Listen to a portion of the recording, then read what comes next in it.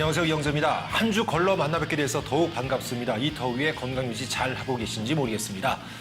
보시면 아시겠지만 오늘 패널 구성에 약간의 변화가 있습니다. 박주희 씨가 개인 사정을 오늘 함께하지 못하시게 됐는데요. 그 자리를 웬 곰돌이가 꿰차고 있습니다. 예. 자, 사실은 그 대신 모실 분이 기다리고 계신데 잠시 후 메인 토크 시간에 여러분께 소개를 해드리도록 하겠습니다. 자, 그럼 오늘도 먼저 우영파 뉴스부터 확인해 보시겠습니다. 저 우뚜루 난개발의 대표격인 백통신원 제주 리조트가 종자는 디만 지성 떠난 건 헐 생각도 안 하는 외국인 투자 지역으로 정허여졌던 것이 웃었던 일이 됐수다.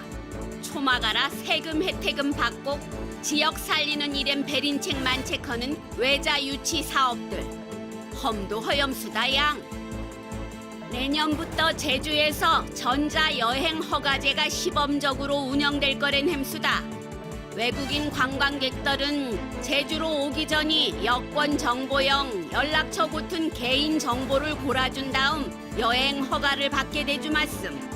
관광객이 줄어들 것 할만 조드라지긴 햄신디 외국인 범죄를 막젠 험인 필요해 백인 햄신디 양. 우신 탈맘직한 방법이 의신가 양. 네, 중국 자본이 밀어붙였던 백통실원 제주 리조트가 외국인 투자 지역에서 해제가 됐다고 합니다. 예례 단지여서 이게 두 번째 해제 아니겠습니까? 도의 외자 유치 정책이 어떤지 다시금 돌아보게 되는데요. 백통실원 리조트, 우리 고통실원은 어떻게 생각하십니까? 좀 애초에 맞지 않는 옷을 입었으니까 이렇게 여기 터지고 여기 벌어지고 이런 사태가 일어나는 것이 아닌가 싶어요. 좀 애초에 맞지 않는 옷은 빨리 벗는 게 낫다라는 생각도 좀 다시금 하게 되는데요. 지금 4가지의 기존의 외국인 투자 지역 중에서 지금 2가지가 이렇게 문제가 발생했고 나머지 한 군데가 이제 신화역사공원 또 한 군데가 헬스케어타운 단지입니다. 사실상 좀 원활하게 진행되고 있는 곳은 단 한 곳도 없는 사정이 좀 있고요. 그리고 백통신원 리조트 같은 경우에는 좀 서귀포시 그 남원읍에 중산간 지역의 리조트가 들어오는 사업이었거든요. 2013년에 신청이 됐는데 2018년 말까지 이제 뭐 맥주박물관, 생태 테마파크 그리고 콘도 672개시를 좀 짓는 사업을 하겠다라고 이행계획서를 제출을 하면서 이제 승인이 된 이런 사업입니다. 근데 이번에 해제된 이유를 살펴보니까요. 맨 처음에 계획서를 냈을 때 2천억이 넘는 외자 유치를 약속을 했습니다. 근데 실제 지금 보니까 44.5% 그러니까 2분의 1도 안 되는 금액인 919억 원만 투자가 된 상황에서 콘도만 지금 건설이 다 완료가 됐어요. 맥주박물관이라든지 생태 테마파크라든지 도민이 즐길 수 있는 이런 위락시설 같은 것들이 전혀 지어지지 않은 이런 상황이고요. 그래서 투자 이행 기간 내 지정 기준, 지정 계획 미충족 이것을 지금 사유로 해서 해제가 지금 된 상황입니다. 저는 이쯤 되면 우리가 질문을 바꿔야 한다. 외국인 투자가 제주에 더 많은 행복을 가져올 수 있을 것인가에 대한 의문을 좀 제기를 해야 될 것 같고 과연 VIP가 외국인 투자인가 VIP가 도민인가에 대해서 질문을 좀 다시 던져야 될 때라고 생각합니다. 예, 약속한 투자에게 반도 못했는데 그래도 콘도는 지었습니다. 예, 무엇을 의미하는지 다들 아실 것 같고요. 예, 고지일 씨.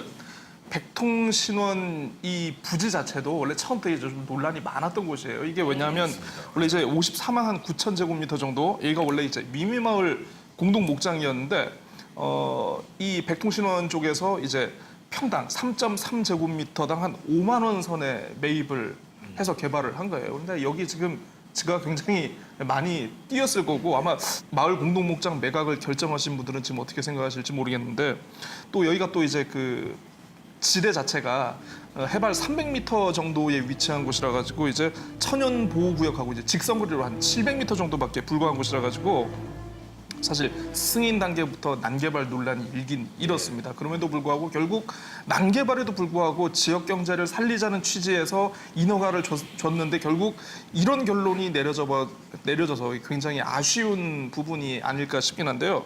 아까 이제 세금 얘기를 하셨잖아요. 이제 그 외투 지역으로 지정이 되면은 세금 혜택이 이거 굉장히 많더군요, 이게. 예. 기간도 법인세가 5년 동안 100% 면제되고 이후 2년 동안은 50% 감면.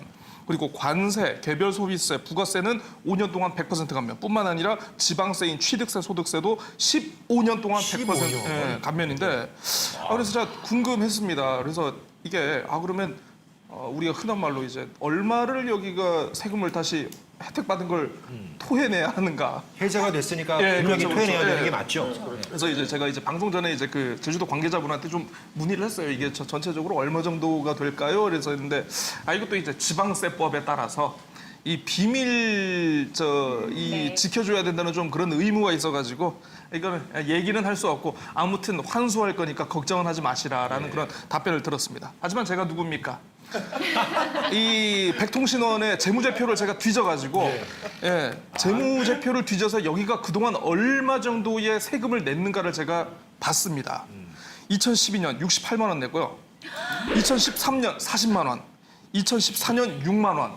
요렇게 해서 제가 본 7년 동안 net 세금 총액이 그러니까 법인세 등 모든 이제 제세 공과금을 다 포함하는 겁니다. 그게 3억 5천만 원.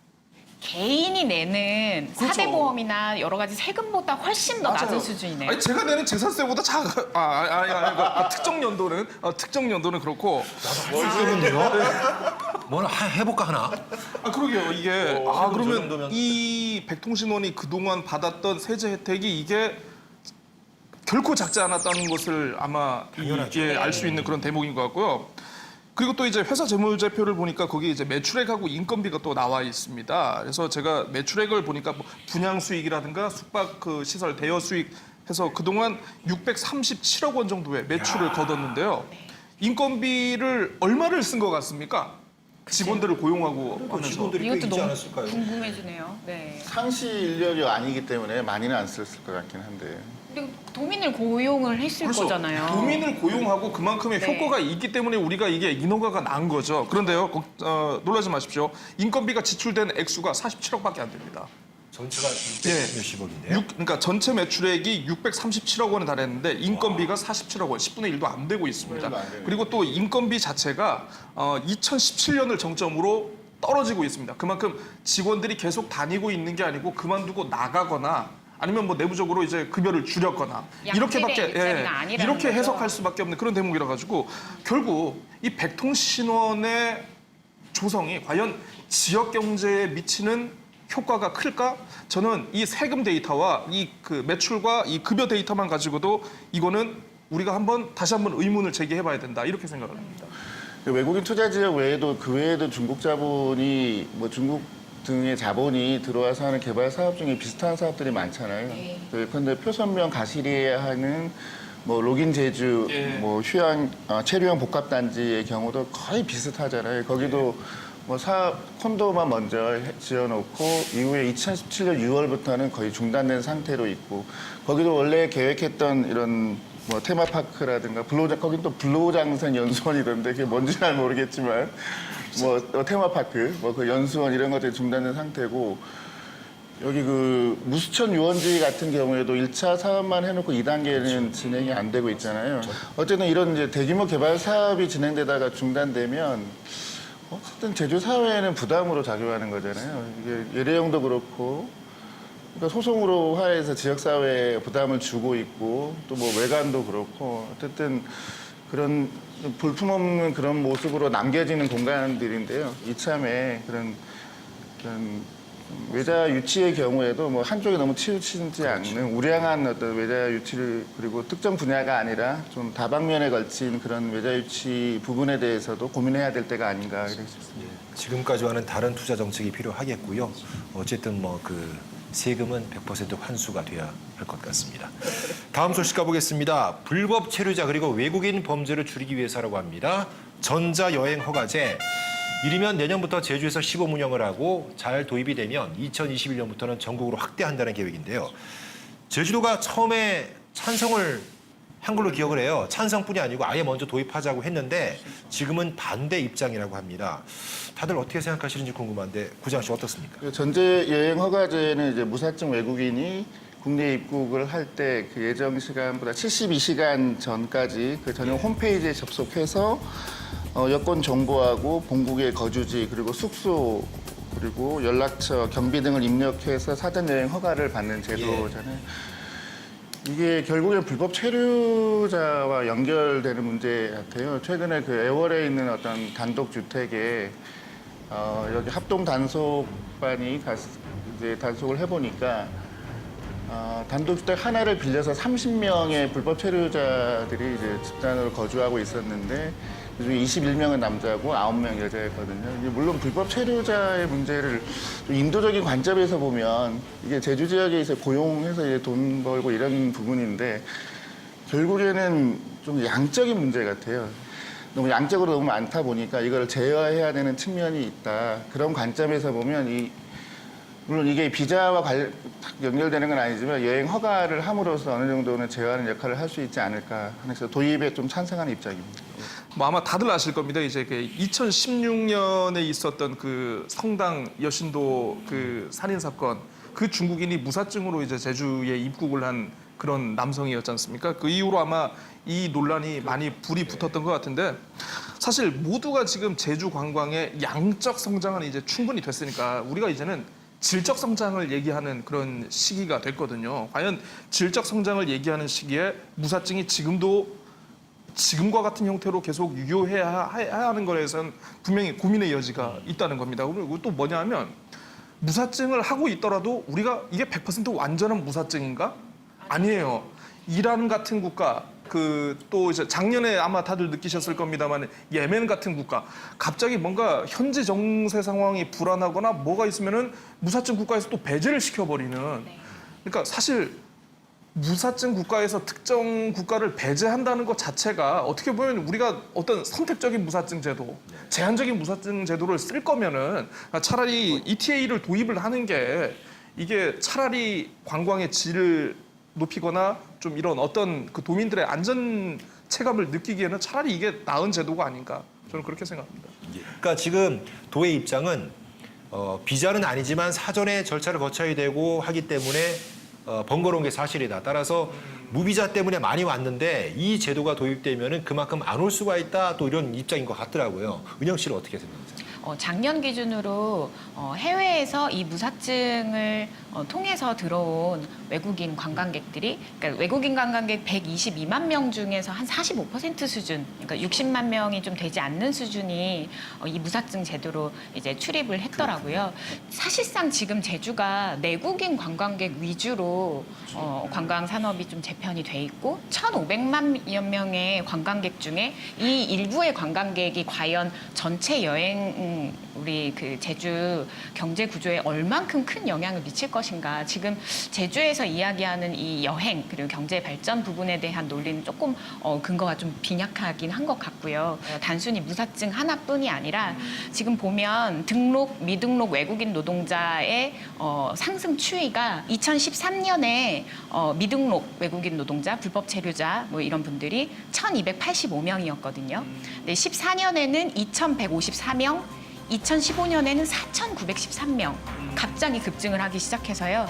2016년에 7,786명, 그리고 지난해에는 이제 이게 다 누적인데요. 지난해에는 이제 9천여 명을 넘어선 이런 수준으로 좀 발전을 했다고 합니다. 지금 우리가 경제 성장 규모가 계속해서 좀 커지면서 사실 무사증이기 때문에 들어온 것이 아니라 이렇게 돈이 흐르는 곳이기 때문에 이런 것들이 계속 발생하면서 우리가 컨트롤할 수 있는 영역을 넘어선 어떤 덫에 빠진 것이 아닌가 싶고, 근데 이런 어떤 우리가 비전을 이렇게 세웠기 때문에 발생한 여러 가지 문제 중에서 무사증 제도만 건드린다고 해서 우리가 지금의 어떤 일련의 이런 상황들을 한 부분만 개선할 수 있을 것인가, 이런 조금 의문이 들고요.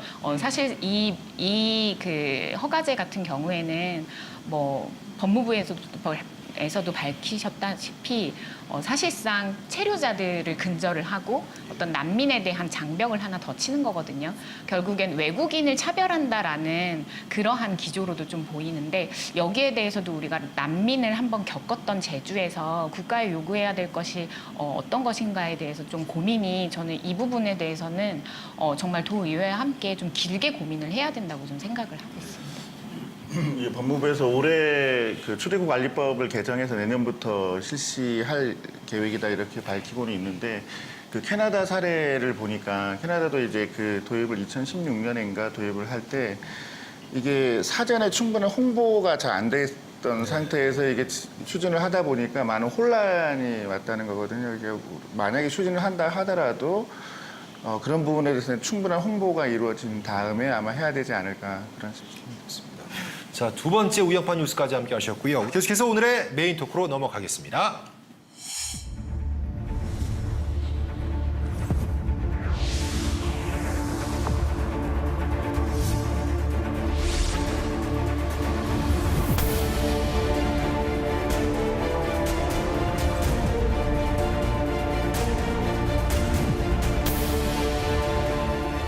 어제가 광복절이었습니다. 73년의 기쁨을 느끼면서도 숙연해지는 날이기도 했는데요. 오늘은 그래서 제주 한일운동에 대한 얘기들을 나눠보겠습니다. 아까 말씀드렸듯이 박주 씨의 빈자리 채워주실 분 드디어 소개해드립니다. 제주의 역사하면 바로 이분이죠. 박찬식 박사님 모셨습니다. 환영합니다. 오랜만에. 저희 우영파 평소에 좀 예, 보신 자주 적 봅니다. 있으시죠? 아주. 예. 어떠셨어요? 주제는 무거운데 네. 그래도 그 무거운 주제들을 아주 잘 타치하신 걸 보면서 재미있게 잘 보고 있습니다. 예. 박사님하고도 그동안 방송을 같이 하면서도 좀 무거운 시간이 많았거든요. 예, 무겁죠. 예, 이번 주제도 무겁네요. 예, 뭐 오늘도 뭐 무겁고 가벼운 주제가 아니겠습니다만 평소보다는 좀 더 편하게 말씀하셔도 될 것 같습니다. 네. 자, 해마다 맞는 광복이지만 올해는 정말 느낌이 다른 것 같습니다. 임시정부 수립 100년을 맞는 해이기도 했고요. 또 한일 관계 때문에 유독 또 그렇게 느껴지지 않은가 싶은데 해가 갈수록 정부에서도 관심들이 많고요. 그래서 새롭게 조명되고 발굴되는 독립운동가들이 나오곤 합니다. 제주에도 역시 제주를 넘어서 해외로 무대를 떨친 그 한일운동을 펼친 분들이 참 많은데요. 박사님, 일단 그 제주 한일운동의 역사도 궁금하고요. 도내 한일운동가들은 몇 분 정도나 계셨는지 궁금합니다. 지금 항일 이제 독립운동이라고 하면 대체로 제도 3대 항일운동 하면 1918년 법정사 항일 투쟁, 그다음 원래 100주년 되는 3.1운동의 일환인 조천만세운동, 그다음 해녀들이 집단적으로 일으켰던 1932년에 해녀 항일운동 비롯한 이런 일들이 있는데 이 과정에서 제주도의 청년, 학생, 일반 주민들까지 진짜 단일 어떤 그 지역 그 규모로 봤을 때 제주도의 항일운동 규모가 다른 지역 못지않다가 아니고 오히려 더 많다 그런 느낌이 들어요. 도민의 퍼센테이지로 따지면은 뭐 엄청난 거 아니겠습니까? 지금 김찬업 선생이 정리한 것에 보면 505명이 이건 공식적으로 조사된 거고요. 밝혀진 분들이 그분들이고 그 정도고 또, 뭐 일반 학생, 청년들까지 포함한다면 거의 1,000명 가까운 사람들이 독립운동에 참여했던 게 아닌가 그런 생각이 듭니다. 도내 한일운동가가 몇 분 계시냐는 제 물음이 우문인 것 같다는 그런 생각이 들었습니다. 예. 고재열 씨 뭐 덧붙이면 예, 그러니까 지금 제주도에서는 내부적으로 지금 한 독립운동가로 인정을 받으실 만한 분들이 한 500분 정도 이렇게 지금 되시는 걸로 지금 추산을 하고 계세요. 그런데 엊그제 이제 8.15 광복절을 맞아서 이제 국가유공자로 새롭게 6분이 추가로 예. 이제 등록이 되셨거든요. 지금 모두 189분이 지금 독립운동가로 인정을 받으셨습니다. 그러니까 제가 189분을 이렇게 이제 사건별로 조금 정리를 해보니까 그 법정사 항일 투쟁에 참가하셨던 분이 37분으로 예, 가장 많고요. 예, 그 다음에 이제 조천만세 운동이 13분.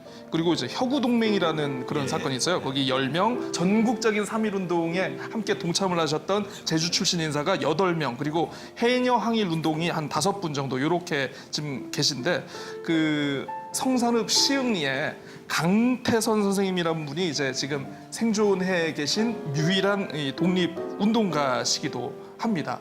그래서 이 강태선 선생님의 또 이 어떤 일대기에 대해서 또 이렇게 소개를 안 할 수가 없지 않겠습니까? 또 예, 찾아봤는데 기록들이 너무 딱딱해.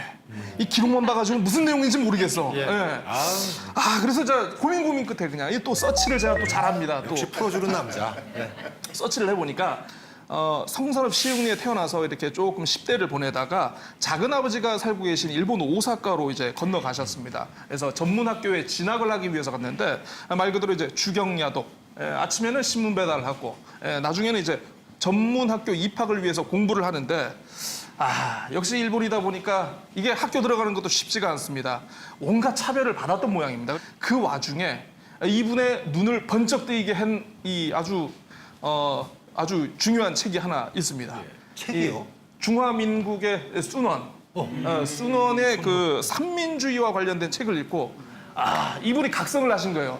야, 내가 이때까지는 조선인이라고 이렇게 열등한 차별과 대우를 받아도 내가 그러려니 하고 살았는데 이게 잘못된 게 아니었구나.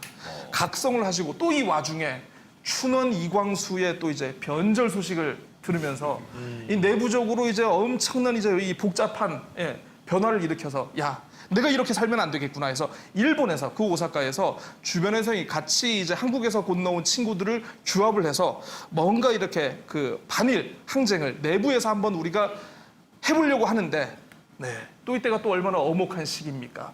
1944년 전쟁 시기죠. 그러니까 일본이 그러니까 흔히 얘기하는 이제 그 태평양 전쟁을 일으키는 시기인데 그 당시에 이제 치안 유지법으로 이제 입건이 돼가지고 2년 6개월 동안 이제 사상범으로 투옥이 됩니다. 그래서 하루에 주먹밥 하나 먹고 물 한 컵으로 이렇게 연명을 하셨다는데 어쨌든 우여곡절 끝에 광복 후에 다시 고향으로 돌아오셔서 광복회 지부도 개설하시고 항일 기념관 이런 추진 등을 열심히 벌이셔가지고 이 독립운동에 대한 어떤 이 긴 여운을 잊지 않고 아주 노력하셨던 그런 분이라고 이렇게 서운을 받으셨습니다. 뭐 꺾일 줄 모르는 기에 빠지신 분들이 참 많은 것 같습니다. 자, 그 밖에 또 자랑스러운 항일운동가 소개해 주실 분들이 계실까요? 또 어떤 분들이 계실까요? 사실은 좀 부끄럽지만 좀 이번에 그 토론 준비하면서 좀 다시 한번 살펴보게 된 계기가 됐고요. 그중에 한 분인데 문덕홍 지사입니다. 그분은 이제 대한민국 임시정부에서 위원으로 활동한 유일한 제주 지역의 항일운동가이기도 해서 기억할 만하다 이렇게 느껴졌고요. 원래 지금 징용의 문제 이런 게 지금 많이 문제화돼서 현재까지 이렇게 이르고 있는 이 상황인데 그 징용이 돼가지고 선원으로 활동을 하다가 일본에서 상해로 선박이 간 그 틈을 타서 상해에서 이제 탈출을 합니다. 그래서 이제 중경에 당시 임시정부가 있었는데 이제 거기 들어가서 이제 위원으로 실제 활동을 하고 전투에도 한 3번 정도 이제 참여를 하게 되죠. 그리고 그때가 45년이면 아마 그 일본의 패망도 이제 눈앞에 보이기 시작하는 시점이잖아요. 그때 그 연합국과 함께 그 임시정부가 국내로 이제 직무를 하자 이런 결정을 할 때 그 미리 그 국내로 들어와서 부산에서 이런 정보 활동을 합니다. 그리고 적군의 어떤 동향이라든가 이런 정보 활동을 하던 중에 체포가 되는 거죠. 물론 체포가 돼서 모진 고문을 받았겠죠. 아마 광복이 이루어지지 않았으면 아마 옥중에서 어떤 무슨 일이 생겼을 거예요. 근데 아마 이제 광복을 맞이해서 이제 그 출소를 하였는데 생명을 부지하긴 하였지만 그 4년 후에 그 고된 고문의 이제 후유증으로 그때 돌아가셨고요. 그 제가 나온 김에 이제 한 분만 더 얘기를 좀 해볼까 하는데 이분은 제주 출신은 아니고요. 다 아실 겁니다. 문영순 서장님인데요.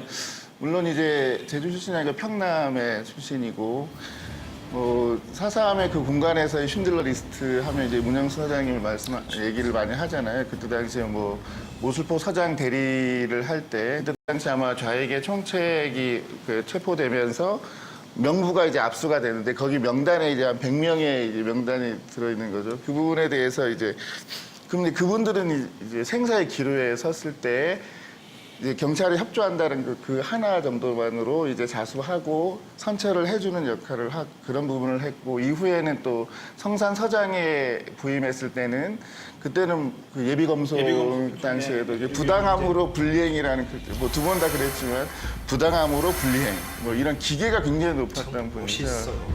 부당함으로 불이행. 물론 이제 그분이 신흥무관학교에서 만주에서 항일 운동을 하던 분으로 제주에 이제 경찰에 투신한 이후에 제주에 와서 이제 그런 경험을 하셨는데 제주 출신은 아니지만 제주에 지금 항일 운동가에 대한 얘기를 할 때 한번 꼭 기억을 해야 될 그런 분이 아닌가 해서 문영수님도 한번 얘기를 해봤습니다. 좀 뜨거운 역사의 뜨거운 한 축을 좀 담당하셨던 우리 제주 언니들 이야기를 네, 우리 뜨거운 역사를 페이지를 장식했던 언니들 이야기를 조금 드리고 싶은데요. 그 제주에 어떤 여성 3인방, 훌륭한 여성 3인방이 계시는데 신성 여학교를 졸업을 하고 1기 졸업생들이었어요. 이제 최정숙, 고수선, 강평국 이 3인방이 이제 서울로 유학을 가게 됩니다. 당시에 경성여자고등 보통학교 이렇게 좀 불리는 이 학교에 들어가서 당시에 경성 지역 좀 연락책으로 이 제주의 3인방 여성들이 아주 활발한 활동들을 펼쳤다고 합니다. 그리고 당시 3.1운동이 전개됐을 때 죽음을 각오하고 각자 속옷에 주소, 집에 부모님의 성함들이나 이런 것들을 좀 알기 쉽게 주소를 다 이렇게 쓰고 그리고 현장에 이제 뛰쳐나갔다고 해요. 네. 또 최정숙님 같은 경우에는 자기가 대표직을 거의 수행하다시피 했기 때문에 좀 더 오래 있었다 하지만 사실상 역할을 더 많이 한 것은 강평국, 내 동지 강평국이다. 이런 그 인터뷰를 남기기도 했습니다.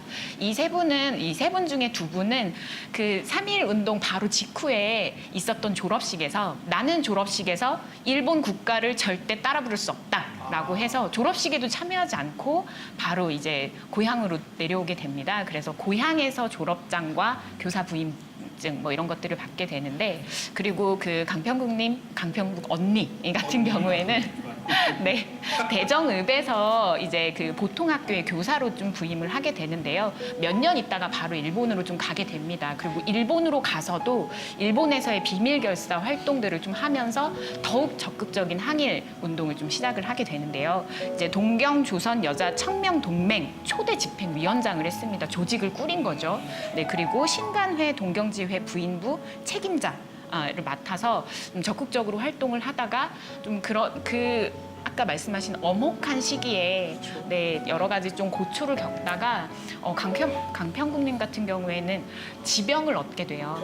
병을 얻게 되어서 제주에서 좀 쓸쓸하게 가족 없이 좀 생을 마감을 하게 되고요. 그래서 아까 말씀하셨던 대로 이 그 후세가 없기 때문에 독립유공에 대한 어떤 인정을 그동안 받지 못했거든요. 나머지 두 분은 이제 교육자로서 또 의사로서 그 생애를 적극적으로 좀 꾸려 나갔고 거기에 대한 그 독립유공에 대한 것들을 좀 확인을 받아서 애국지사로 불리고 계시는데 강평국님 같은 경우에는 워낙에 일찍 마감을 하셔서 그런 부분 좀 소홀했었거든요. 그래서 좀 많은 좀 사회적인 안타까움이 있었는데 마침 이번 8.15 건국절에 건국 훈장 애족장을 받게 됐다는 소식이 좀 전해져서 좀 박수 한번.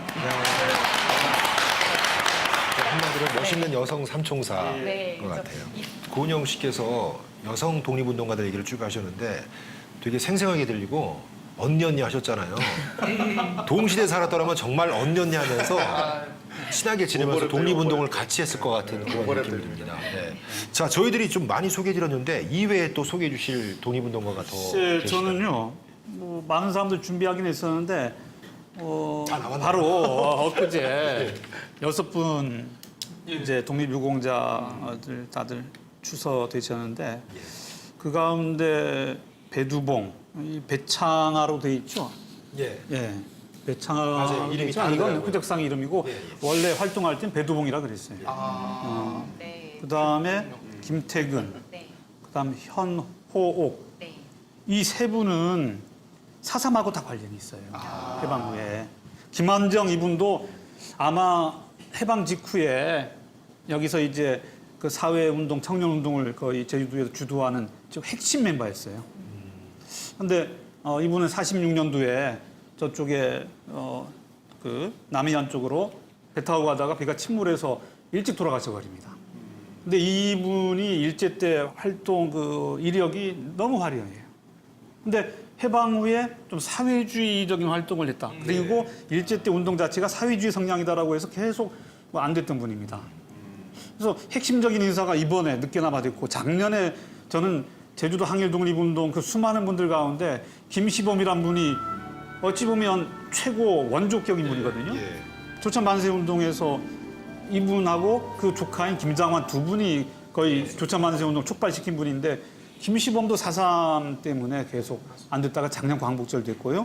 한 분만 지금 안 돼 있어요. 바로 김장환. 네. 유관순 같이 그 서울 휘문고보 다니다가 서울에서 운동하고 제주도 와서 이걸 알렸던. 독립선에서 갖고 내려오신 그렇죠. 분이잖아요. 예, 김장환. 그런데 그분이 추석 안 됐다는 그런데 게. 김장환은 이분이 부인을 평양 분을 맞이하는데 그 바로 해방되기 전에 처가가 있는 평양에 가서 살게 됐어요. 예. 이거 뭐 무슨 이상한 이념을 가지고 월북한 게 아니고 예. 북한에 있다가 처가가 그게 평양인데 어떻게 어떡할 하다 거야? 보니까 이게 분단되고 내려오지 못한 거죠. 그래서 이러한 정도의 사정이면 김장환 이분이 유일하게 조천 만세 운동에서 안 돼 있는데 이거 참 아쉽고요. 그다음 이번에 하나만 딱 더 얘기하겠는데 현호옥 이분이 성산부 분인데 여기 오빠 두 분이 현호진, 현호경 다 오사카에 있다가 1930년대에 오사카에서의 민족주의적인 노동운동에 참여하고 그 다 검거되고 치안유지법 검거돼서 다 옥고를 치렀던 분인데 현호옥의 오빠 두 분은 아직도 독립유공자가 안 돼 있습니다. 현호경은 제도 돌아왔는데 4.3 때 깊이 관여합니다. 그래서 그 남노당 활동했다는 그런 점 때문에 계속 이게 걸러지는 것 같아요.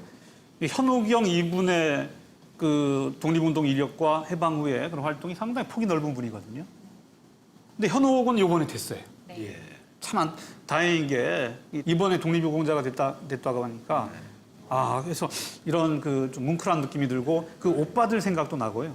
일본에서 활동했던 다양한 사람 그 활동가들 그다음 제주도의 사회주의 이념이라고 해서 계속 덫을 해가지고 그 독립유공자 선정에서 제외되었던 너무나 그 뛰어난 유공자들이 우리나라 전체적으로 봐서도 진짜 이름을 그 날릴 만한 그런 분들이 이념적인 그 구도에 갇혀가지고 아직도 독립유공자 선정이 안 되고 있습니다. 실제로 추서되지 못한 이유 중에 가장 많은 부분을 차지하는 게 그 광복 이후의 행적 아니겠습니까? 이게 참 뭐가 본질인지 모르는. 배두봉, 김태근 이분들도 다 4.3 때 돌아가신 분들인데 이번에 그 유공자가 되니까 새 정부 들어서 좀 이런 그 이념적인 구도를 조금 그 넘어서서 그 이 사회주의도 일제 때 나라 독립을 위한 하나의 방편으로 선택했던 것이기 때문에 그 다들 새로운 나라, 좋은 나라 만들기 위해서는 뭐 자유주의건, 그다음 자본주의 체제건, 사회주의건, 그다음 아나키즘이건 다 서로가 경합을 붙는 상황이기 때문에 두 체제가 완전히 남북으로 나눠진 게 48년 8월 이후 일 아닙니까? 그래서 그 전에 상황에 대해서는 좀 유연하게 볼 필요가 있다 그런 생각을 또 가져봐요. 자, 그리고 마지막으로 고지일 씨, 아까는 생존에 계신 분을 말씀해 주셨는데 또 다른 뭐 항일운동을 소개해 주시죠. 그 사실 이 독립운동도 명당이 있습니다. 명당. 이 제주도 전체적으로 딱 놓고 봤을 때 제가 아까 독립유공자가 189분이라고 제가 말씀드렸잖아요. 지역적으로 제가 또 계산을 해보니까 야 진짜 우리 가는데요? 해 뜨는 마을 조천. 예. 해 뜨는 마을 조천이 45분. 와, 4분의 1이 그냥 독립운동이에요, 이분은. 예. 근데 그 박사님, 왜 이렇게 조천이 왜 우리 이렇게 항일운동의 메카처럼 이렇게 된 이유가 있습니까? 궁금했어요, 이게? 이게 사실. 글쎄 그 부분은 저도 이제 답사가면 거론하긴 하는데 조천하고 화북이 예전 조선 후기에 출入금지령이 200년 내려졌잖아요. 이때 제주도 유일한 두 군데 그 출구가 포구가 조천 화북입니다. 이 두 군데만 딱 터놨었는데 이게 나중에 18세기 이후에 상업이 이제 성행하면서 육지 상인들이 많이 제주도에 와요. 돈을 벌어. 이때 조천하고 화북으로 들어와요. 그래서 소문도 좀 많이 듣고. 네, 조천 출신들 가운데 이 성각자들이 이런 상업에 손을 대가지고 돈을 벌었어요.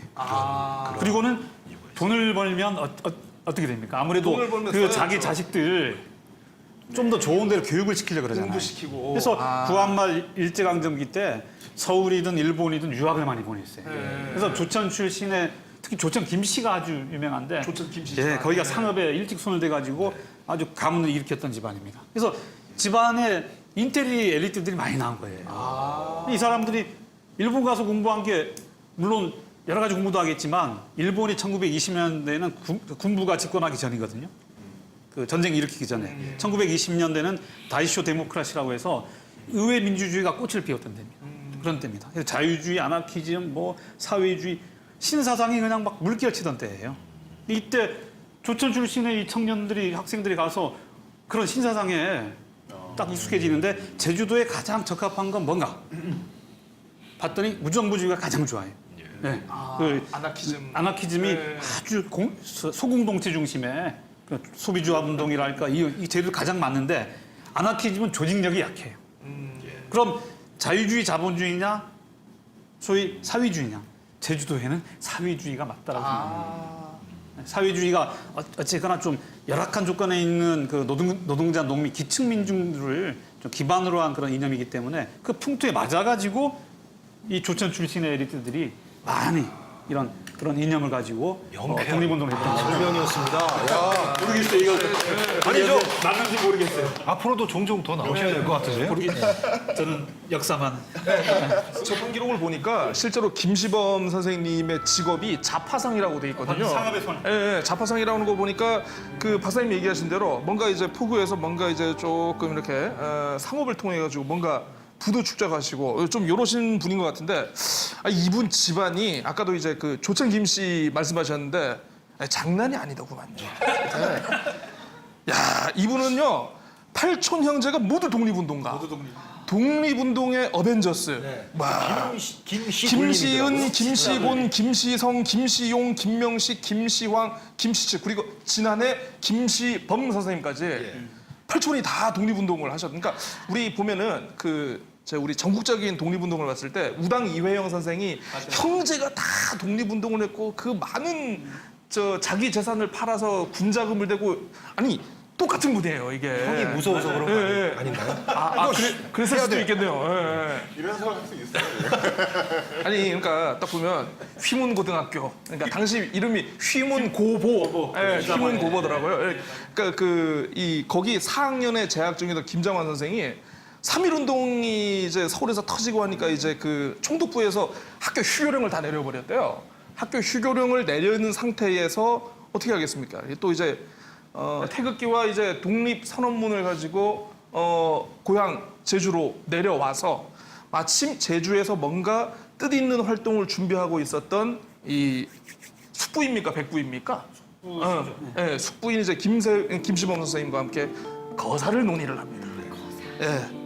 삼촌 지금 서울에서는 이만저만 해가지고 지금 이추경이 난리도 아니오다.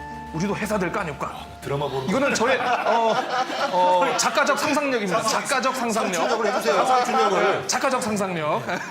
아니 개매라고 안 했겠죠. 아이고 맞다 좋게야 이렇게. 해야 되는 그 방법이 불안하죠. 해설 건지. 결국 뭐 어쩌겠습니까? 이 어벤져스 가족들 결국 이제 거사를 치르기로 했는데 3월 21일로 날짜를 정해졌다고 해요. 3월 21일 또 마침 보니까 이 지역에서 존경을 받고 있던 유학자셨던 김시우 선생 이분 제사인데 이게 제가 또 이제 자료를 찾아보니까 사람들이 많이 모이면 일경들이 의심을 하지 않습니까?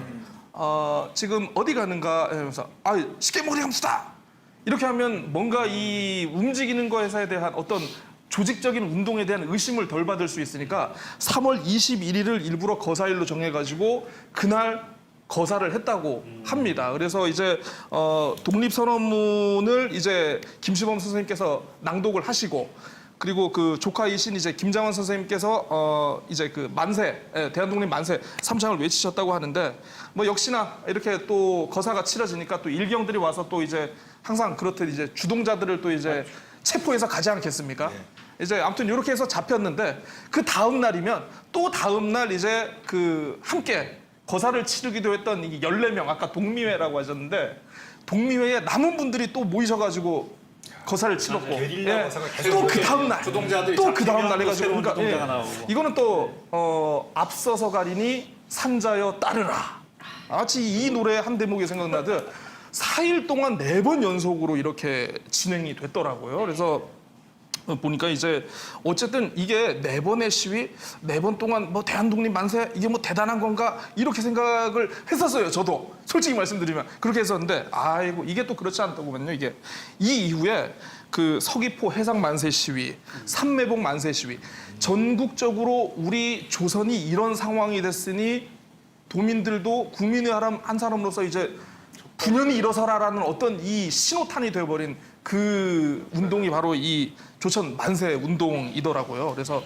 14명이 결국 다 투옥이 되셨다고 해요. 투옥이 되셨는데 보니까 이제 그 형을 받은 게 1년에서 한 6개월 정도 되는데 14분 중에 한 사람이었던 이제 그 백응선 선생님이 이제 결국 옥사를 하셨는데 이분 옥사하신 거를 또 기리기 위해서 나머지 13분이 어떻게 그 수용소 안에서 또 짚을 꼬는 걸로 이렇게 좀 돈을 모으셨다고 해요.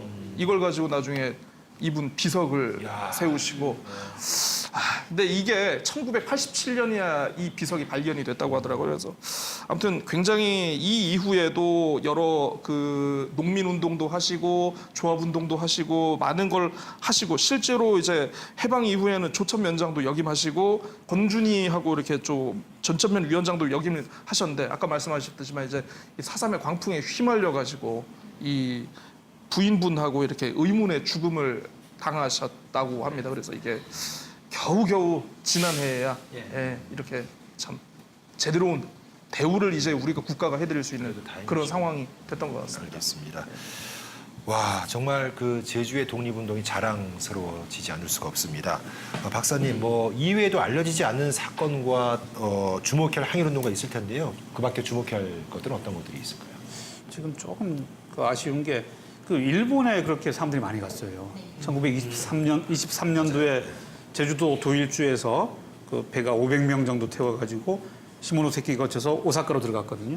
오사카 직항로가 뚫려가지고 한 해 5만 명 가까운 사람들이 일본을 왕래했습니다. 그래서 일본의 제주도 공동체가 오사카에 생길 정도였는데 그러다 보니까 민족 차별받아가지고 어려움 겪는데 제주도의 선각자들이 일본에 건너가서 그 제주 출신뿐만 아니라 우리 한민족이 겪는 어려움을 이거를 극복해보고자 어려움을 이겨내고자 노동운동 참여하고 일본에서의 사상단체에도 가입하고 그 일본 내에 있으면서도 신간회, 근우회, 뭐 청년동맹, 민족청년동맹 같은 조직 만들어가지고 활동하고 그 속에서 특히 고순음, 그다음 김문준 이런 사람들이 한 분은 아나키스트로 그다음 김문준은 이 사회주의자로 아주 혁혁한 활동을 했어요.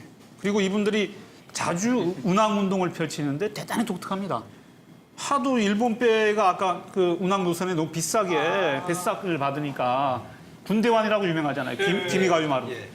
군대환이 뭐 12원 가까이 받았다 그래요. 당시 교사 월급으로 들어보니까 40원 정도인데 일본 한 번 가는데 교사 월급의 4분의 1이니까 이렇게 배싹을 많이 받으니까 안 되겠다. 우리대로 조합을 만들어서 우리 배를 띄우자. 그래서 처음에 제주 통항조합이라고 했다가 야 제주 사람들이 배포가 큰 게 뭐 제주냐. 우리는 아예 동아시아 전체를 대상으로 하자. 그래서 동아통항조합이라고 이걸 조합을 1930년도에 만들어가지고 처음엔 교룡환이라는 배를 임대해서 띄우고 그 다음엔 야 이것도 안 되겠다. 아예 배를 사버리자. 그래서 금목환이라는 배를 또 아예 사서 띄우기도 하고 이런 정도의 자주 운항 운동을 펼쳤는데 조합원 수가 뭐 거의 2만 명 가까이 됐다 그래요.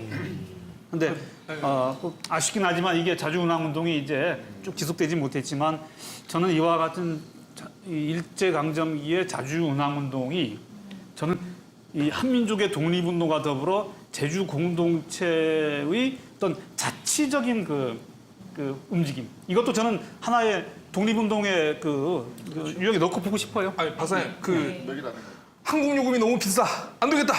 우리 도민주로 항공사를 만들자. 이거랑은 좀 뭔가 조금 비슷한 것 같은. 그거는 예전에 하려고 하다가 뭐 어떻게 좀 유야무야 돼버렸죠. 지금 우리 자주항공은 없는데 그렇게 비슷한 걸 볼 수 있죠. 좀 비슷한 것 같습니다. 도민주로 뭐 해보겠다는 옛날 움직임 고정에서 지금 참고할 것 같은데요. 아예 직접 만들어 볼까 하면서.